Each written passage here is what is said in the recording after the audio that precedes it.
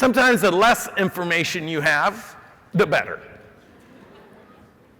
Most of you way over talk, way over explain, want to tell your stories, want everybody to hear your stories. By the time you get to it, you don't even know what question to ask. A lot of you start your business and you want to pursue your passion, your joy. But really you started it because you didn't want to be told what to do and you didn't want a boss. And now all of a sudden, the very thing you're doing that's trapped you because you're technically doing it wrong, you start to hate. You start to get angry at it. You start to complain about it. And I know this because I've worked with over 10,000 entrepreneurs in the last 20 years. I became one of those entrepreneurs in my cycle. So what did I do? So I went up to Portland State after I got out of high school. And 1/2 day a week I would go sell hearing aids over the phone to doctors. And after 5 months of doing that, to make a little money while I was trying to go to Portland State, I was selling more than the adults that were working full time. So they offered me a job to become an outside sales rep in Atlanta, Georgia. And I was like, I'm all in. I want to get out of Oregon. So they gave me a company card. They gave me a credit card. My boss bought me 2 suits when I landed. And I was supposed to be an inside sales guy.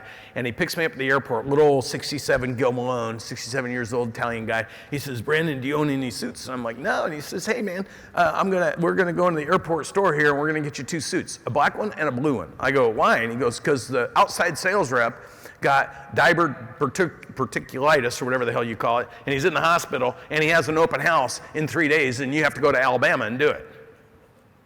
I'm 19 years old, and I don't know where Alabama is. And I'd never actually sat across from an adult and tried to sell him anything personally. Now, I'm an Oregon boy, and for those of you that live in the South, understand in July, and Alabama. So I parked 6 blocks away from the hospital for my open house. I come walking in, the lady's like, I think you should go back, take a shower, and come back, and park closer. So I did. So I went in, and I didn't know anything about anything. And so they start bringing patients. I said, what's the process here? They said, well, you're the hearing aid manufacturer rep. You're the one that sells the product.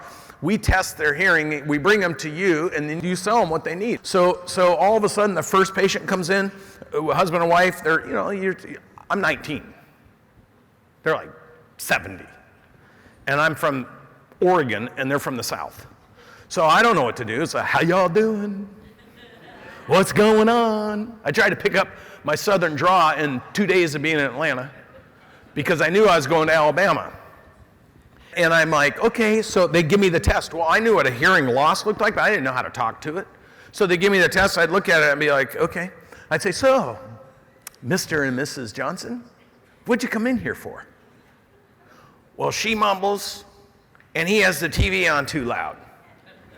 I'd say, I'd look at the hearing test, and I'd go, this is why. Would you like to fix it? Yes. Great, let me get the doctor. I go out, get the doctor, and come in and say, they're ready to move forward. So over 3 days of doing this, the doctor and the audiologist sat down with me, and they're like, man, you are the best sales rep we've ever had in here. We sold more hearing aids we ever sold before. I get back to Atlanta, my boss says, I don't know what you did, but you sold more hearing aids in that 3-day open house than anybody else in the country. I'm like, yeah, that's cool.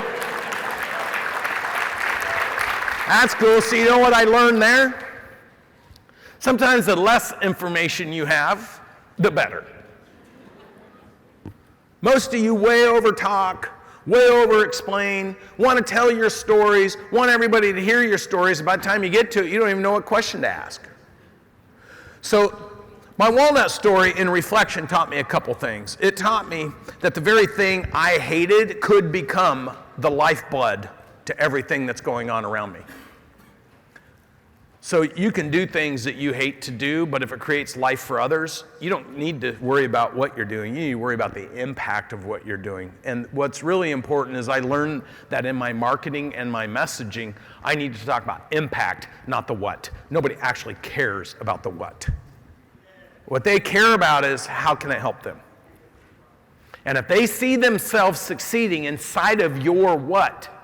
Or inside of your thing, your impact, if they see themselves inside of it, if they picture themselves inside of it, price does not matter. They're going all in with you. And for me, that's what's important, is the decision to go all in.